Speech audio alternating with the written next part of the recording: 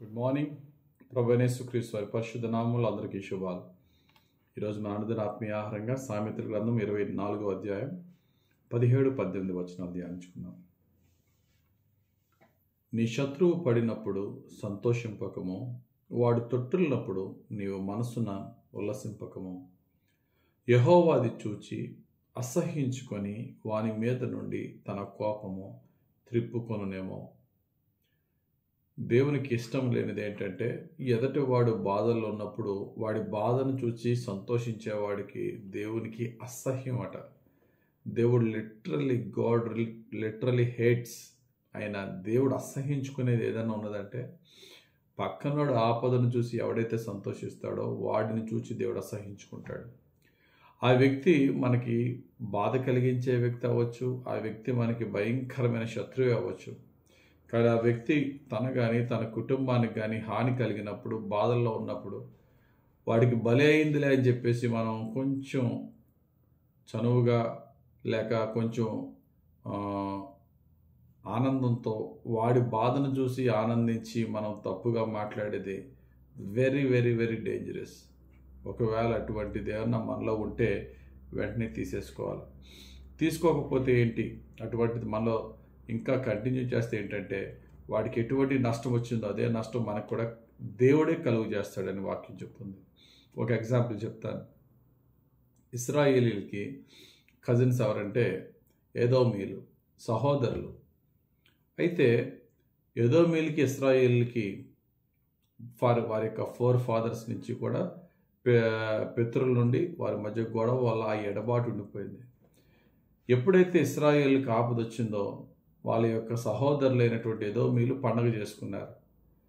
ఇశ్రాయేలు యొక్క శత్రువులతో చేతులు కలిపి ఇంకా నాశనం చేయమని చెప్పి వారి శత్రువులతో చేతులు కలిపారు. వీరి నాశనాన్ని చూసి ఆనందించారు. వారిని బట్టి దేవుడైన యెహోవా ఎదోమీలకి రాసిన ఆ యొక్క ఆయన ప్రవక్త అయినటువంటి ఉపధ్యా ద్వారా రాయించిన గ్రంథము ఓన్లీ ఎదోమీలకు బుద్ధి చెప్పడానికి. ఉపధ్యా గ్రంథం 1వ అధ్యాయం 12వ వచనం చూస్తే, నీ సహోదరుని శ్రమానుభవ దినము చూచి నీవు ఆనందం పొందతగదు. యోధా వారి నాశన దినమున వారి స్థితిని చూచి నువ్వు సంతోషింపతగదు.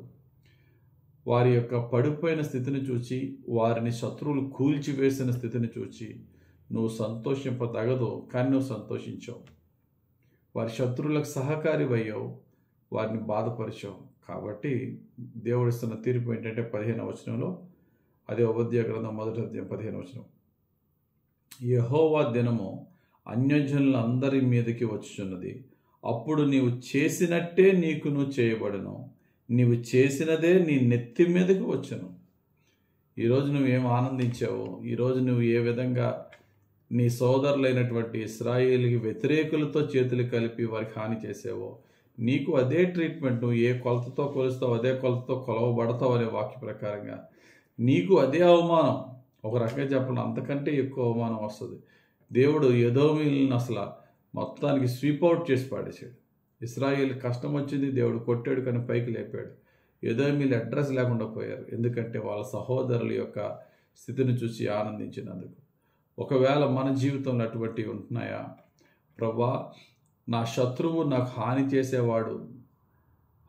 చేసిన వాడు పడిపోయిన స్థితిని చూచి నా నోటిని ఏమాత్రము కూడా తప్పుగా మాట్లాడడానికి నేను అసలు అవకాశం ఇవ్వకుండా నా నోటిని కంట్రోల్లో పెట్టుకునే శక్తి నాకు ఇవి ప్రభు దేవునికి ప్రార్థన చేయాలి. యోబు భక్తుడు ఆ మాట అంటారు, చక్కటి మాట. యోబు గ్రంథం 31వ అధ్యాయం 29-30 వచనాల్లో, నన్ను ద్వేషించిన వానికి కలిగిన నాశనమును బట్టి నేను సంతోషించిన ఎడలను, అతనికి కీడు కలుగుట చూచి నేను ఉల్లసించిన ఎడలను. నేను అలాగూ చేయలేదు, అతని ప్రాణమును నేను శపించలేదు, పాపము చేయుటకు నా నోటికి నేను చోటియ్యలేదు. కనీసం నా నోటితో కూడా భలే పడ్డాడులే, ఆడికి భలే తగిలిందిలే దెబ్బని ఒక మాట కూడా నా నోరు లూజ్ టాక్ మాట్లాడడానికి నా నోటికి కూడా నేను ఛాన్స్ ఇవ్వలేదు అని భక్తుడైన యోబు చెప్పారు. కాబట్టి మనము కూడా ఆ భక్తులను చూసి మనం నేర్చుకోవాలా. దేవుడు ఎవరిని కొడతారు, ఎప్పుడు కొడతారు అని తెలుసు. అది శిక్షణ మనకు తెలియదు. మనము ఎట్టి పరిస్థితుల్లో కూడా చెడుగా మాట్లాడకూడదు. ఒకవేళ మాట్లాడితే ఏమవుతుందట, మనం చదువుకున్న సామెతలు 24:18, యెహోవా అది చూచి అసహ్యించుకుని వాని మీద నుండి తన కోపము త్రిప్పుకొనునేమో, వాని మీద ఉన్న కోపం నీ మీదకి వస్తుందేమో, జాగ్రత్త అని వాక్యం మనల్ని హెచ్చరిస్తుంది. ధ్యానించిన వాక్య ప్రకారంగా దేవుడు ఎవరిని ఎప్పుడు ఎలా శిక్షించాలో దేవునికి తెలుసు కనుక ఎవరిని కూడా శిక్షించమని అడగొద్దు. వారిని దేవుడు శిక్షించినప్పుడు సంతోషించొద్దు కూడా. ఎప్పుడూ కూడా ప్రభువా నీ యొక్క కృపలోనే నన్ను దాచి కాచి కాపాడు వాడవు కనుక నా సంతోషం ఎప్పుడూ కూడా నా శత్రువు ఆపదను బట్టి ఉండకుండా నీ కృపను బట్టే ఉండాలి. కానీ నా శత్రువు ఆపదలో ఉన్నప్పుడు సైతము అతడి మీద నేను జాలి చూపి దయ చూపి సహాయం చేసే స్థితిలోనే నన్ను పెట్టు, కానీ ఉల్లసించే స్థితిలో నన్ను కానీ నా కుటుంబాన్ని కానీ పెట్టొద్దు ప్రభు అని దేవునికి ప్రార్థన చేసుకుందాం. దేవుని పరిశుద్ధాత్మ సహాయంతో యథార్థంగా జీవిద్దాం, దేవునికి ప్రీతికరంగా జీవిద్దాం. దేవుని యొక్క కృప మనకు తోడును గాక.